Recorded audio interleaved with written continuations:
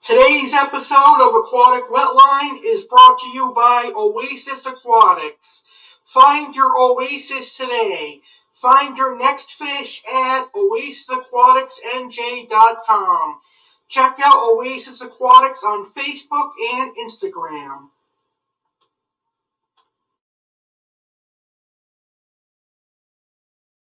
Love African cichlids? Want to learn how to keep African cichlids? Fish keepers have been asking for an African cichlid show. Well, Aqua Alex is here delivering an African cichlid show. There is a special co-host from Australia who has kept African cichlids for many years. African cichlid guru Josh Watts will join Aqua Alex and educate us all about the African cichlid. Josh and Aqua Alex will discuss everything you need to know about African cichlids. We will discuss setting up African cichlid tanks, different African cichlid species from Mabunas to peacocks to haps to frontosa. Everything you need to know about Africans will be discussed. Have questions you want Josh and Aqua Alex to answer? Simply post your questions in the comments. Now, it is our pleasure to welcome you to For The African Cichlids. Live from Australia is Josh Watts and live from Green Acres, Florida is Aqua Alex. Take it away, boys.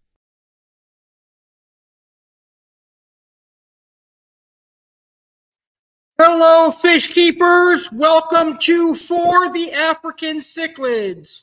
I'm one of your hosts, Aqua Alex Cardinale, and in just a second here, I'm going to bring on my co-host, but I wanted to welcome you to For The African Cichlids. A lot of people have been asking me to do an African cichlid show, so I figured I would do an African cichlid show, but I wanted someone more knowledgeable on African cichlids to be a part of the show with me. Now, over the last couple of months, I said that I was going to be entering the African cichlid hobby, and I am going to be entering the African cichlid hobby, hopefully for my birthday. I plan on getting a large aquarium and making it a Lake Malawi tank with some frontosa. So tonight's debut episode of For The African Cichlids is going to be an introduction to African cichlids, and we're going to talk about everything you need to know about African cichlids. So we're going to answer your burning questions about African cichlids. So if you have any questions, feel free to post them in the comments. So without further ado, I'm going to introduce my co-host, who is joining us from Australia. Josh, how are you doing today, sir? Oops, he might be having some tech issues here. 1 second, he'll be right back with us. This is going to be an amazing show. I can't wait to learn about African cichlids. And as I was saying, if you have any questions on African cichlids, post them down in the comments below. And now let me introduce my co-host. Hopefully there won't be any tech issues here. Here is Josh Watts from Australia. Hey, Josh, how are you? G'day, Alex. How are you? I'm doing great. Happy to have you here on the show. Yeah, my pleasure. I can't wait to learn about African cichlids from you. Oh, it's a learning experience, trust me, but it's fun. So how did you get into African cichlids? How I started into African cichlids is basically I took the initiative first. I started out with African cichlids, like you've explained in previous episodes, with Oscars, your Jack Dempseys, your fire mouths, Aliotti cichlids, your Boacaras, moving into those more tropical sort of fish. And I used to keep going to my local fish aquarium, and I always thought Africans, I had this fear with Africans because I thought, oh, I'm not sure. And I joined a couple of forums online on Facebook, and I started getting the feeling of how I thought were quite hard to look after. And with lots of trial and error and things like that, I just went, now it's time. I'm gone as far as I can with the South and Central American cichlids. And I just bit the bullet and went, I want to have a go at Africans. So I started off with a couple, and it just grew from there. I just went straight out Lake Malawi. Took me a while to get my head around some of the parameter sites, even though they're exactly the same as your South and Central Americans, except one, and that's your KH. And I was really didn't know much about that side of the water parameters for Africans. And I started experimenting with some things, got really into it. I went, rightio, now it's time, I want to see how I can really look after them. I've had my trial and errors. I've lost a fair few, and I've bred a fair few. So it's fun, but with Africans, you've got to do your research. Just don't think it's easy. If you're a newbie, it takes a lot of time and a lot of trial and error, and it can bring you some success, and also it can also give you a lot of heartache at the same time. It's very well said. How long have you been keeping Africans? Well, you can see the one over my shoulders here.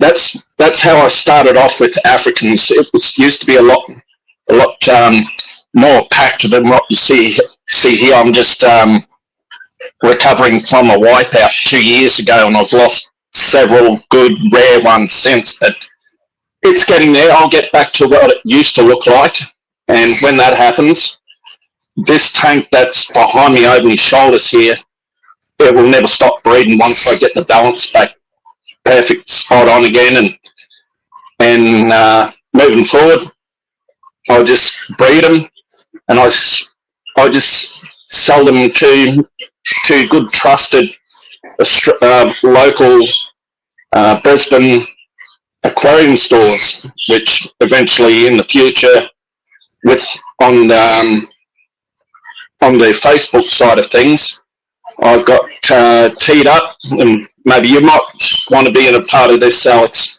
is live walkthroughs, and we can speak to a fella that actually got me into the hobby at the age of when I was 17, back into it again, and especially with Africans. He was a legend with Africans, and I thought he was just more your tropical, but I found out later on down the track he was with Africans, and what I've learned off him since is what's being replicated behind my shoulders here. It works, and I'll never say anything bad about him because I've learned so much since then. So yeah, the hobby is fun. I will admit that. That's awesome. So what should people know about African cichlids? Now, with African cichlids, if you're going to start off with African cichlids, I wouldn't look into your more predatory fish. I'd be just starting off with, say, 5 maximum. But then I'd be suggesting to you first is to buy just straight male OB peacocks, just to start you off with. And if you can like the look of them and you can settle that aggression down, it sometimes can happen instantly, sometimes it can actually take you quite a while. But the rule of thumb is with Africans is balance it out correctly. If you want to breed them, I personally recommend and suggest if you want to try and breed them, once you've got the hang of it, it's 1 male to 5 females. Because then you'll stop the aggression, but then you've also got the issue of having other species of Africans. If you mix them up a bit with, say, electric yellows, and electric blues, and those sort of things, you do have the high risk of hybrids happening, but that'll be later on down the track as we get into the African side of things, how I stop that. And it's quite simple, but it's complicated at the same time. It'll be just a really good tip for your viewers and your listeners there, because what I've learned, it worked in the end. That's awesome. So there's 3 different lakes that have African cichlids in them: Lake Malawi, Lake Victoria, and Lake Tanganyika. Is there any one where one would be better for beginners, or are they all equal? I personally suggest to everybody, don't go Lake Tanganyika, because your Lake Tanganyika cichlids are the hardest to look after, because there's a lot more to it than what you think. If you're a newbie and you want to get into Africans, go Lake Malawi. They're the easiest and the most common of the African cichlids is the Lake Malawi cichlids. You can get them basically anywhere, from your local fish aquarium or fish store through to your PetSmart and all those sort of places that you've got in the US. Where here in Australia, we're more into local fish stores, or as we call them, specialist aquariums, or just your normal aquariums. But always look for quality over quantity. That's very true. So Lake Malawi would be ambunas and peacocks and haps, right? Yeah, ambunas, haps, peacocks. Yeah, exactly. So if they wanted less aggressive than ambuna, peacocks would be the place to go, right? If you want the more non-aggressive side of Lake Malawi cichlids, is your haps can be, some of them can be aggressive, and your ambunas can also be aggressive. Some of them can be aggressive. I'd say for a beginner into Africans is I would go haps, because haps are actually, they will grow, most of them grow pretty big. Yeah, ambunas are more your sleek, slimline sort of a fish, and you can usually tell by the hair of the difference between an ambuna and a hap. And ambunas actually have a different diet than the peacock and haps, right? The ambunas are vegetarian? No, no. You can actually, they'll both eat the same.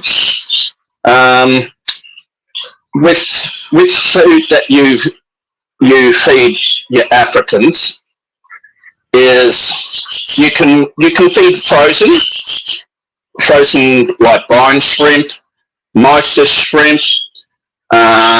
If you've got access to a company in the US called I think it's Fish Fuel or something like that, there is a food out there that's called marine green.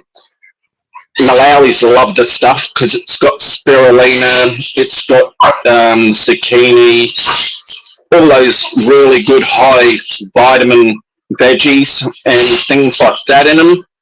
And your Africans will love you for it because after all they get used to it. And then you've got to start changing their diet. Never just feed your Malawis the same thing day in, day out. Mix their diet up. The more you mix their diet up between your frozen foods and your pellets, the more they'll love you for it, and the healthier they will become, and the more the colours will pop. That's good. So they pretty much have a similar diet to other cichlids then. Yeah, very much so. You could even, if you're not a big fan on pellets, you can use veggie flake. They'll go berserk on veggie flake. But I will say this one thing though: never feed your Africans bloodworms. You may be thinking, why can't I feed my Africans bloodworms? Is because you'll bloat them. Africans cannot handle frozen bloodworms. If you want to, you'll just fight and fire with fire. They'll become bloated. Their tummies will bloat. It'll expand because they don't have the digestive power in their tummies to expel and secrete the aftermath or whatever's left over through their digestive system from bloodworms. So just stick with your your mysis and brine shrimp. Daphne is good for them. If you can get access to frozen Daphnia, it's just simple. Put it in an old plastic jug that's not contaminated, bit of tank water, 1 or 2 cubes, mix it up, let it defrost, and just pour it through the tank, and you'll just see your Africans just go silly on it. They'll think it's their last feed they're going to get, but it's not. They just go silly on it because what's in and all those other foods I just mentioned, they'll know. Once they get in the habit and they know what they're going to get, they'll just keep coming back for more and more, but never overfeed your fish. That's very true. Bloodworms aren't that very nutritional anyway. I think bloodworms aren't. Yeah. Yeah, exactly. Well, with Africans, always, I will say this one, is always keep an eye with your Lake Malawi is your KH levels. This guy that you see behind my shoulder here, if I can get my hands in view, the KH level I keep at my 6 by 2 foot tank here is always between 12 and 14 degrees of carbon hardness. With my Lake Tanganyika tank, I keep it between 14 and 16. It's because the levels, the water parameters in those two lakes are slightly different, but your pH is the main one. Your pH for your Lake Malawi, you want it to sit between 8 and no higher than 8.4. If you go into your Tanganyikans, like you want frontoses, like Burundis or Kigomas, your blue Zaire mobas, and then you got those other species of frontoses and even your Calvus cichlids. You want your pH between 8.4 and not quite 9. So you want to be between 8.4 and 8.8. You can go to 9, but in my mind, I don't go that high because it makes more of an issue later on if something happens with your water parameters, or you forgot something, which is quite common. Those sort of things can happen. So I usually stick it between 8.4 and 8.8, the maximum. So one way they can get a pH of 8.4 is by using crushed coral and things like that, right? Oh yeah, crushed coral, but it'll take you time to get your pH levels balanced. If you're setting up a new tank, I don't look for the thick aragonite substrate. I would honestly recommend you look for the substrate that's between 1 millimeter and 3 millimeter granules. The smaller and the finer the better, because they swallow it while they're picking up food off the substrate. They'll easily spit it out, or they'll let it siphon through their gills. It's back on the floor of your tank again. So if you go bigger, yeah, I've learned that way. Bigger is not always the best. Finer the better. So I know A.C.E actually has substrate for African cichlids. Yeah, A.C.E do.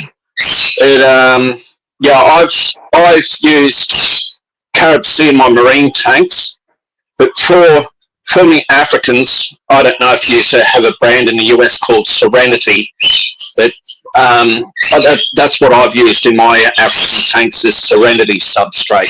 It's basically the same thing as your A.C.E things stuff that you've got in the States. So pretty much basically it's the same thing. But you don't want the live bacteria in it. Do your cycle slow, because slow wins the race. If you just rush into it, you're going to have issues pretty quickly. And yeah, it's when you hit a world of hurt, and you'll have a lot of heartache and a lot of trouble moving forward. That's true. I'm going to put some KFC Life Rock in the African. I like the purple color of it. Oh, yeah. It'll look pretty. Oh, the purple color? Yeah. Yeah, it could. But you've got to take into account too, if it's genuine colour or it's not dyed. There is a couple of companies around that do dye their substrate, and people get sucked into it, and they think, oh yeah, this is going to look awesome in my tank, and then they wonder why their water's gone purple because the dye is bled, or it's bleached out of the sand or the crushed coral, and it just ruins everything. It'll just stain your glass. It'll stain everything.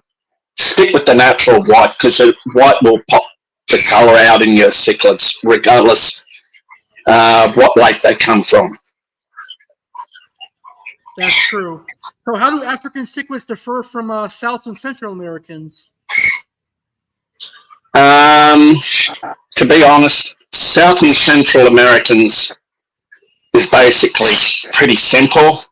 You don't have to worry about your KH levels with your South and Central Americans.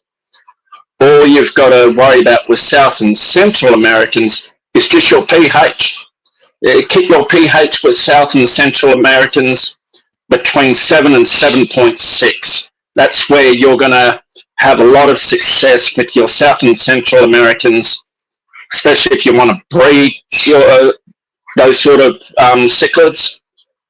Don't go higher and don't go any lower than 7.0 or 7.2. But always before you move into these sort of things, I can't stress this enough. I say it quite a lot to a lot of people. Check your ammonia levels from your tap with your test kit and see what the ammonia level comes out of your tap water before you put a hose in to fill your tank. Always check your ammonia levels from your tap. That's very important. I agree with you on that. Yeah, that's I learnt the hard way on that one. I see a beautiful frontosa behind you. Yeah, they're Burundis. And I've got a lot of Lake Malawis in there. Some of them they're all very common. There's a massive silver dollar in there. He's the size of a bread and butter plate. He might be on. Oh, yeah, it's back to front. He might be over my shoulder here somewhere. I know he's there. He's over the back there. So just to give you a look, he's huge. Nice. That's if you can see him there in the. Yeah, he's massive. And yeah, he came from another tank that we had. We had myself and my partner had a 6 foot by 2 foot tank, and I personally didn't like the way it was set up because who we got it off had a mixture of both Lake Malawi, Lake Tanganyika, and Lake Victorian cichlids all mixed into this one tank, and it just created this massive issue with aggression. Couldn't keep the balance right, and he's that silver dollar that you just saw is the sole survivor of that one, because that's the others had issues with fluke, tapeworm, gill rot, which is quite uncommon that I've known with most African cichlids. It is quite common with some of your more traditional South and Central American cichlids, gill rot, but also very common with your more tropical fish, but very unusual that I've ever seen gill rot happen with Africans. More your ick and I'd say more your ick and just the occasional pop eye, but that's solely on the aquarium keeper of not keeping up regular water changes and keeping an eye on your water parameters. So your water parameters with Africans are your main point of being successful of keeping Africans is definitely your water parameters. So what should the water parameters be for an African cichlid tank? Your pH, as I said earlier, but I don't mind saying it again. Your For Malawi's, yeah, no, it's okay. With Malawi, so let's just go lake by lake, so one part at a time. So with Malawi's, you want your pH steady at 8.4.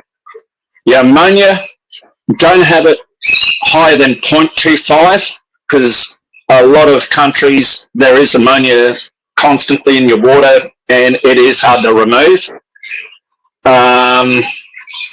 So your nitrate and I think it's your nitrate. I've got a bit of a brain puzzle here.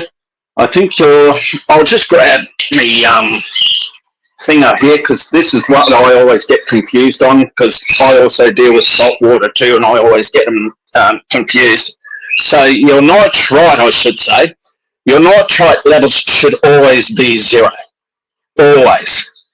Your nitrate levels with Lake Malawi, you can go down the API scale chart of 10. You go lower down towards the danger end, say 40, 80, 160, 160 parts per million. You're facing dire, straight consequences. You could even start losing fish. The colours will bleach out of them, and then they go brownish black. So always keep your nitrate levels up. So to be on the safe side, keep them at 5 parts per million because you'll never hit 0 on the nitrate chart if you use the API freshwater master test kit. So 5 parts per million is safe.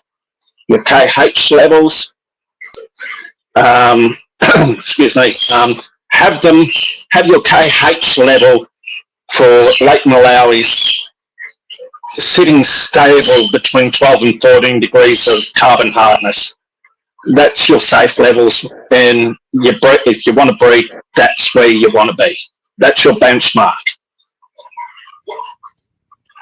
Very good information. So can you mix Lake Malawi's with other lakes?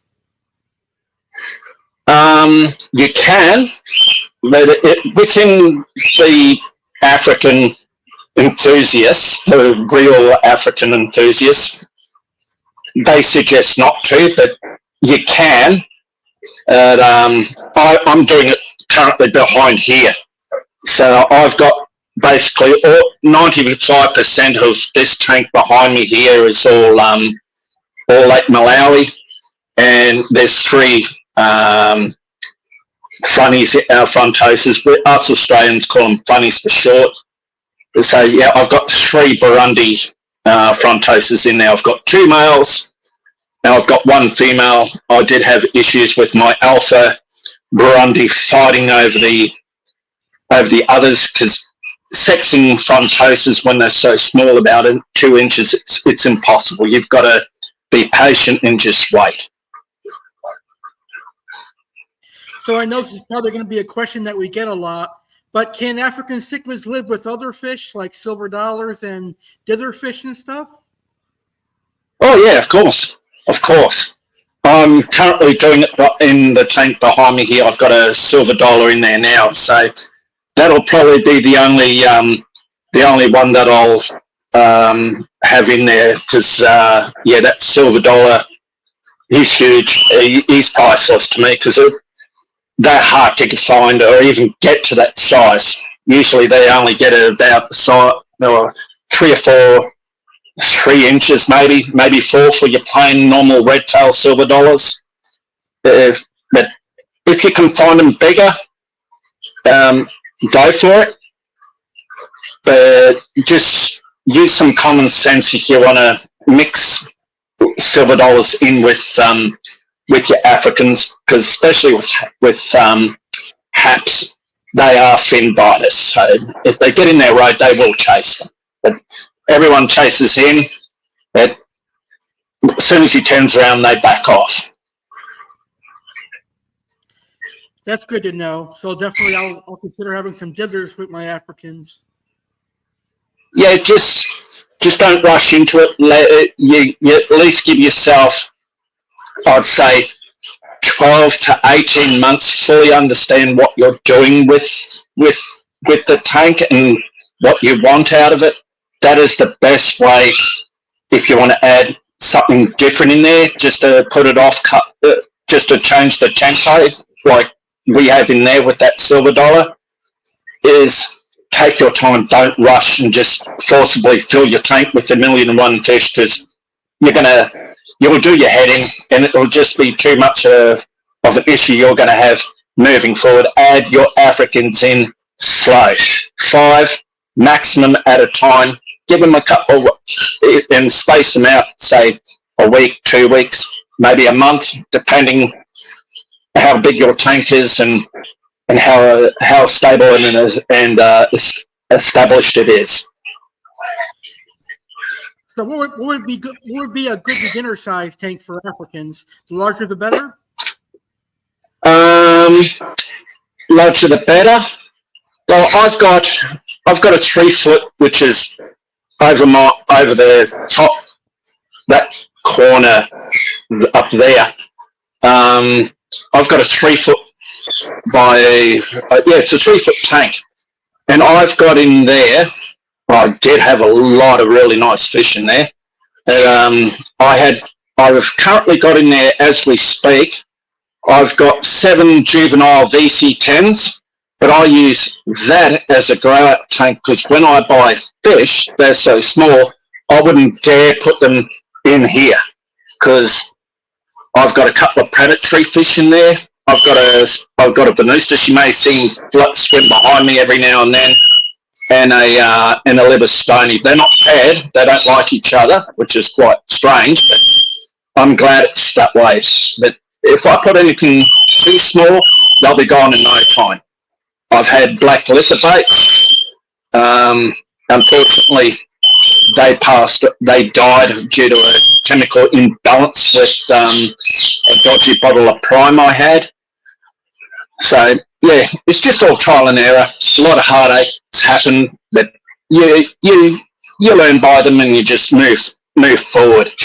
But yeah, there's a lot of myths and there's a lot of bad misinformation out there about Africans, and that's part of the hobby that I've learned, and I'll do what I can to demyth and debunk and defuse some of these real bad myths out there about Africans, because there is quite a lot, and a lot of your smarty pants sort of keepers target newbies. I'm a real enthusiast, a genuine loving enthusiast.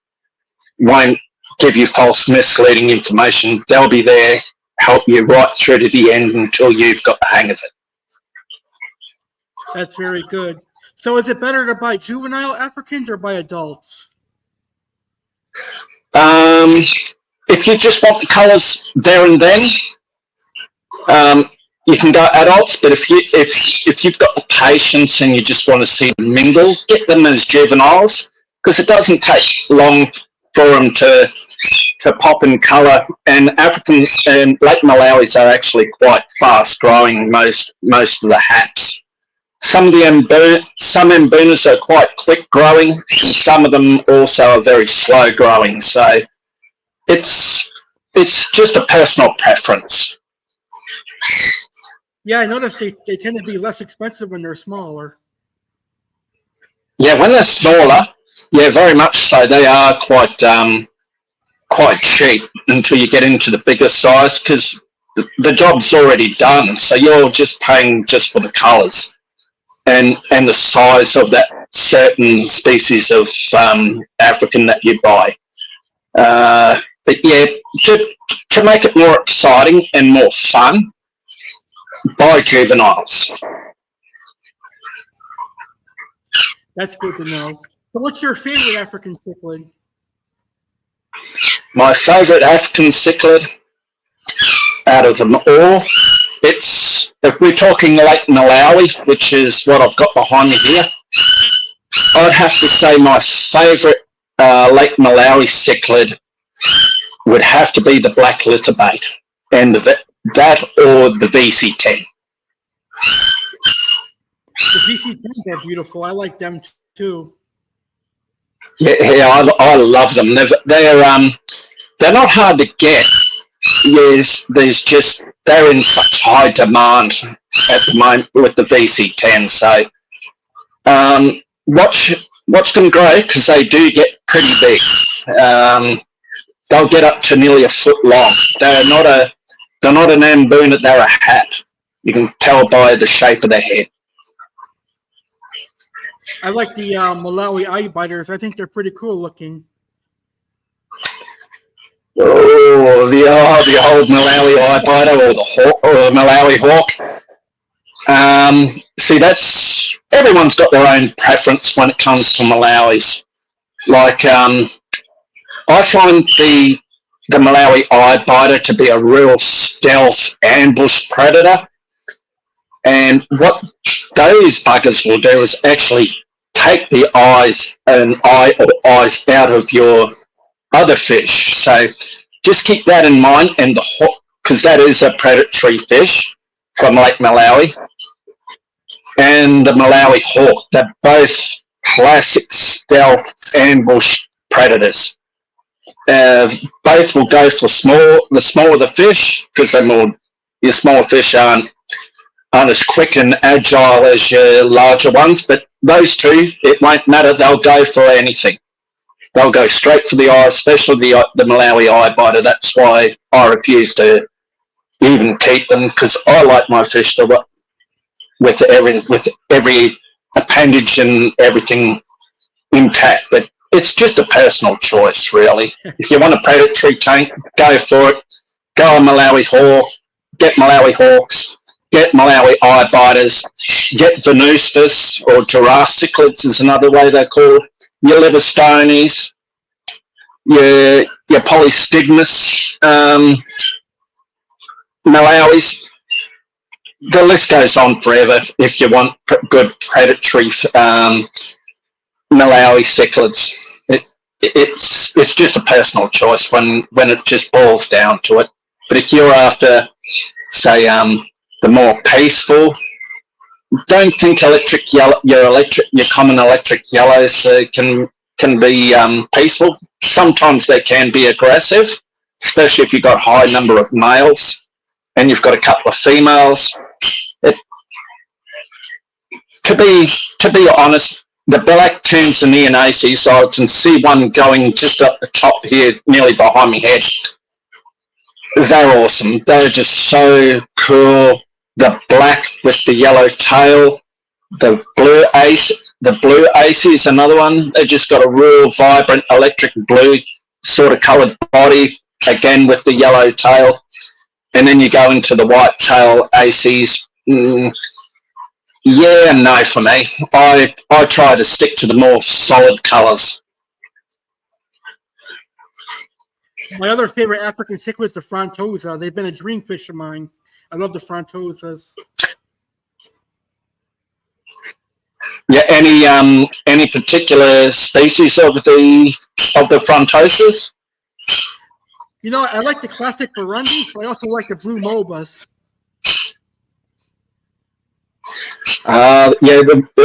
For your viewers that are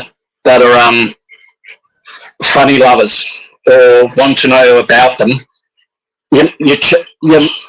your more common and your cheaper Frontosa is the Burundi cichlid, or the Burundi Frontosa. Then your most expensive Lake Tanganyika cichlid out of the Frontosa gene is the blue Zaire Moda Frontosa. They are extremely expensive, especially here in Australia. For a blue Moda up to an inch, here in Australia they go for $675 at an inch. That's dear. I won't spend that sort of money on a frontosa or on a blue moba. I'll find a colony, an established colony somewhere, and I'll buy them. If it comes with a tank, I'll buy them and I'll breed them myself. And the more breeders that are out there in Australia that are breed blue Zaire moba frontosas, and they can actually get their name out there, it drives the higher price down, making them more affordable. But then you've also got to look at why they're so expensive, is because the importing laws and all the quarantine issues, and if they're wild caught, or if your aquarium has them, they could be F1. If they're F1, they're just as dear, maybe slightly cheaper than the wild caught. Then you go into F2s, and the gene just goes down further. The generations go down further and further and further. I usually stick between wild caught, and I'll go no lower than the F2s. That's true. Now, can you actually keep two types of frontosa together? No, one species. So if you've got blue moba Zaire frontosas, keep them solely on their own. You don't want to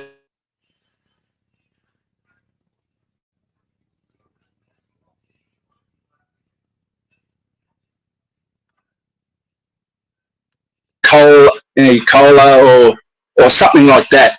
You keep that specific species of frontosa completely on their own. Don't mix them with other species of frontosa, because then you got hybrids, and we're going to have you'll have the same sort of thing. You're going to have a Burundi crossed, say, with a black widow. It may look not cool, but they'll work. You'll get nothing for them if you try to palm them off to your local fish store or your local aquarium, because no one will be interested. That's true. A lot of people don't value hybrids. I'm one of them. I don't. Me too. But that's yeah, okay. If you're into hybrids, I won't stop you, and a lot of other people won't stop you either. Some people in the hobby will actually help you do it, or encourage you to keep going, because they think, oh yeah, I'm going to cross, say, an OD peacock or an electric yellow with a rusty, for instance. It's going to look ugly, won't it? So you think of a rusty, it's got that blue, real deep blue metallic head, and it's got that copper body, and mix it with an electric yellow, say, hypothetically. It's going to look ugly. So the blue is going to be faded, and that copper sort of brown is going to look like a mustard colour in the end. And yeah, it's just not for me. I like to stick with the genuine gene, the gene of that certain Lake Malawi or a Lake Tanganyika.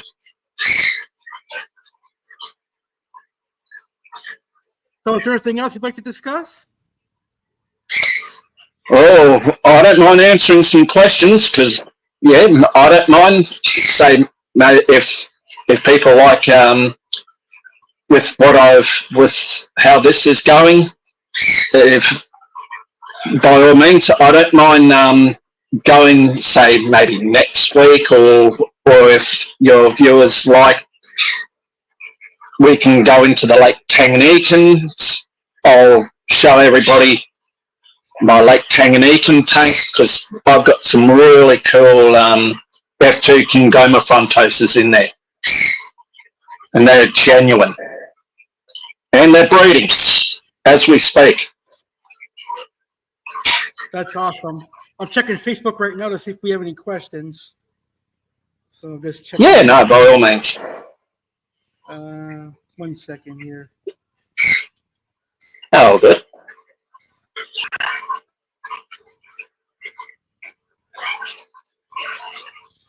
We do have some questions. Let's see. So Brian or Matt says, what Africans are in your tank behind you? Okay, so in this tank behind me, I'll move my fat head away, and hopefully everyone can see what I've got in here. I'm sitting on my feet because the tank's so low. So I've got here, if you can see, these are black A.C.Es. They're a breeding colony. There's 5 or 6 of these guys in here. They're quite big. Some electric yellows. Got a red empress female there. A couple of OB peacocks. So I've got an orange one there, and I've got the blue OB peacock. There's a male frontosa over the back there. There is another one. There's my other male. He's underneath the rock there. He's actually quite big, and he's picked on that guy at the back there. I've got a white knight, as you can see here. That's the only. These guys are all haps, by the way. I've got a blue dolphin down here. I've got a cobalt blue zebra, or however a lot of people call them. That's him down there. I used to have quite a few of them, but I've lost a few. What else have I got in here? There's my Venustus. There, that's a female. I started her off at, she wouldn't even have been an inch. Now I've had her 6 months, and that's how big she is now. I've got a red fin candango over the back there. I actually had a colony. I've lost them. I think that might be another one, but it hasn't matured enough there yet. This tank used to swim all the time. It was always constantly moved. And the big Venustus there, he's actually quite big. He'd be close to, probably say 12 or 13. No, he wouldn't be that big. I'd say 15, 20 centimetres there. The other guys will get out of the road. If you can see him going behind the back of the rockwork there, he's actually quite big. But he's a turd when he wants to be. I've had female Venustus in there. He just picked on him, and I lost him. So he's going to get some juvenile girlfriends that we're going to grow out on Friday. It'll take me a couple of months, and they'll get put into this one. But and eventually with the tank that you can see over that shoulder there, that's if I can get through it. Actually, there it is over there. There's some VC10s in there. So yeah, they'll end up going in this bugger behind me here. That's awesome. So in our next episode, we'll talk about Lake Malawi in depth, and then we'll do Lake Tanganyika in depth after that. Yeah, no dramas. And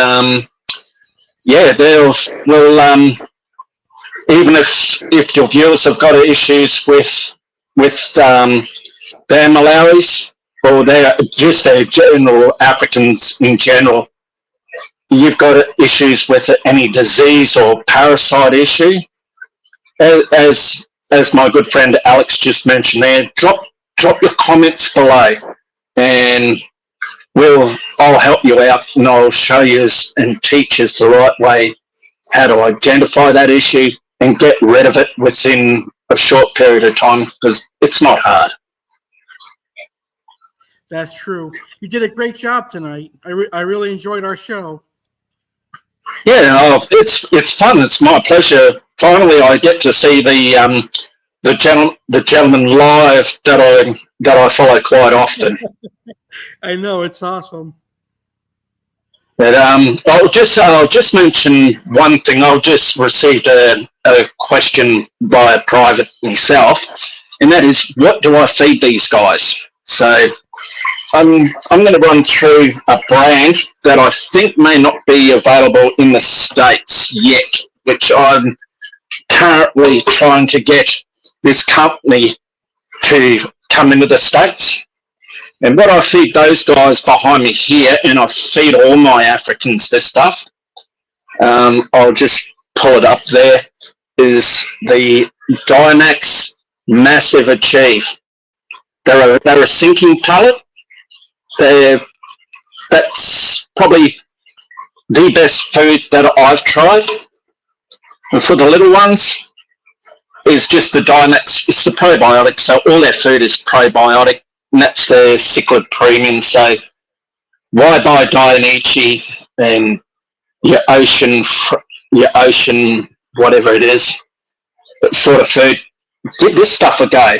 If you want it in your local fish store, there's a place I'll drop in the comments below, or I'll let you know in your future episodes during the week, of what this wholesaler is in California that is trying to get Dynex pushed into the US, because once you try their food, you won't go back. Even their lighting, because Dynex are not just all about food. The Dynex for you guys are really into your planted sort of tanks. They're have very good equipment when it comes to your small planted tanks right up to your big, large aquascape planted tanks. That's where they thrive on. They do their own CO2 things, all that sort of stuff. So when I eventually do an aquarium walkthrough, probably Friday, hopefully if the weather holds good, I'll do a quick quick video of what Dynex has, what their equipment is, and their grand showpiece of this tank that has only just come out in the last several months. And yeah, you'd swear it's a cave when you finally see it, and especially underneath the cabin. That's awesome. That looks like a good quality fish food brand. Yeah, you can't go wrong. My fish go stupid on it. That's awesome. They love it that much. Oh yeah, any fish will once they get used to it. So you're going to wean them. Especially your Africans are real smart when it comes to food, and you're feeding your Africans, say Dionici or whatever other brands you may have available in the US, and you try Dynex food. Slowly introduce the Dynex food to their diet, maybe even mix the two up, but don't overfeed them, and see how they go. They'll eventually figure out which one they prefer. 75% chance, very high 75% chance, they'll go with the Dynex stuff because it's got that probiotic in it that it helps kill tapeworm, which I found out. That's good. Not many fish food companies do that. No, hardly any. And just a quick personal tip for all you African lovers out there that want to get into the African cichlids. Don't feed your Africans colour enhancing food because they'll go brown. And the classic indicator of what will go brown, it's more your vibrant coloured African, your Malawis, like your electric yellows. The colour will just bleach out of them, and they'll have this brown, ugly mask over their head. Yep, doesn't necessarily mean it's going to die on you. Colour enhancing food is too sensitive for them, so you just stick with your more traditional food, like I just showed with your Dynex and that sort of stuff. Hikari, don't even waste your time and money on using Hikari food for Africans because it's high in powdery sort of stuff, how they make them. Stick with your good stuff, like algae sort of wafers and all those sort of things, but not from Hikari. Stick with the more traditional brand, the good brands. Dynex are really coming out there. Dionici, if you want to stick with the high-end brand, or I'm just trying to think of what this other one's called. Ocean Nutrition, that's the other one. Or you could use that, I think it's not Ocean Nutrition, but it's that Thera A stuff. That is good for your Africans too, because it's high in guttin and garlic in it, with spirulina and saffron. That's a really good fish food brand too. I like that one too. Yeah, the Thera A I've used to use before I tried the Dynex, and my fish eventually turned their nose up on the Thera A plus, and just instantly went for the Dynex. So, and I noticed after a while using the Dynex food, the colours enhanced even further. So that electric yellow you saw in me over my shoulder there earlier, he was a real pale yellow. Now he's a real dark yellow, and that black on the top of his fins, it's jet black. It used to be like an ugly lead pencil colour. Now it's just jet black. It looks beautiful. Oh, thanks. We'll be glad to see what these VC10s will look like once I get them coloured up. Yeah, VC10s are nice looking. Yeah, they're an awesome fish. Very fast. Very hard to catch if you've got them in multiple numbers and you're trying to transfer them from one tank to the other. They're not slow movers. They are fast. And I thought Venustus were quick. VC10s, they overshadow the good old Venustus. Yeah, African cichlids are very fast. They're hard to catch sometimes. Yeah, very. When you go into your Lake Tanganyikans, yeah, some of them can be quite slow and docile.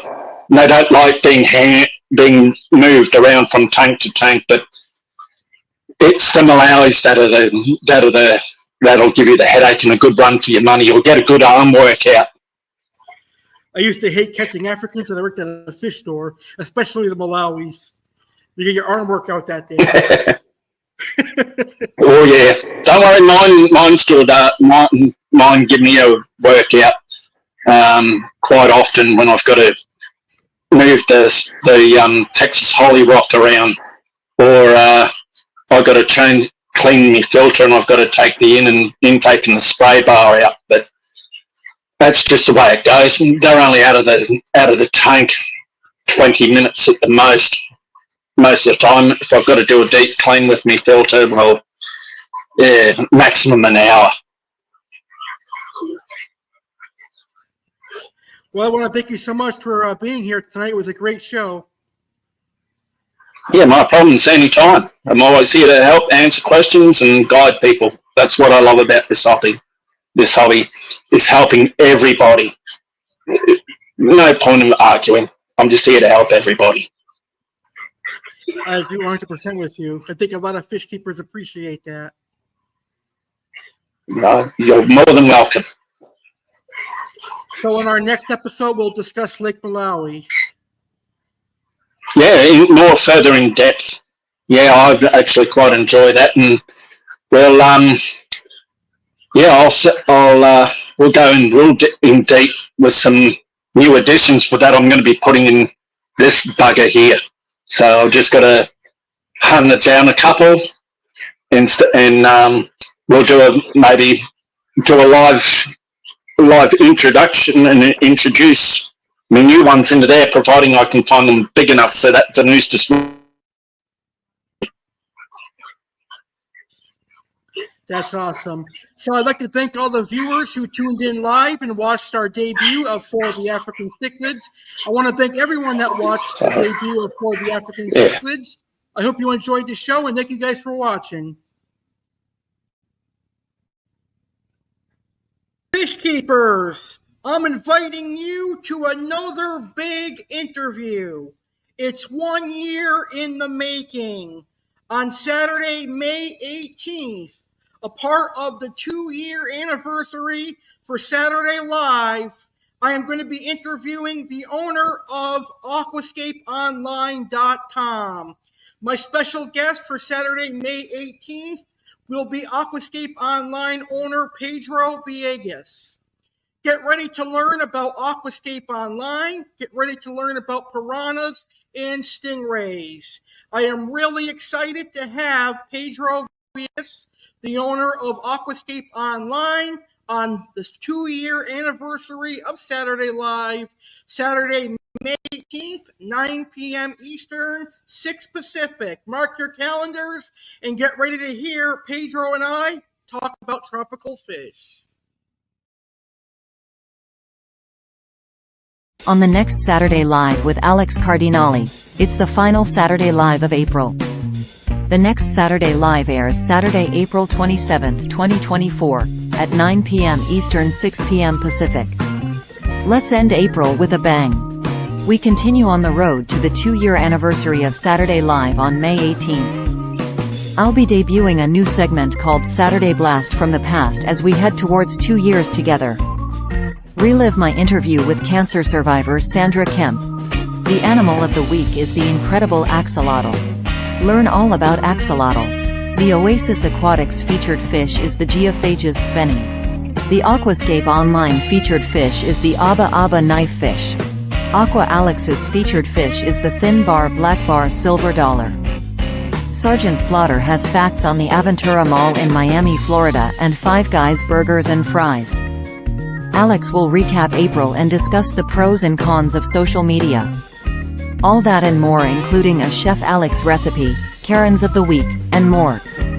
Live Saturday, April 27, 2024 at 9 p.m. Eastern, 6 p.m. Pacific on YouTube channel The Real Alex Cardinale.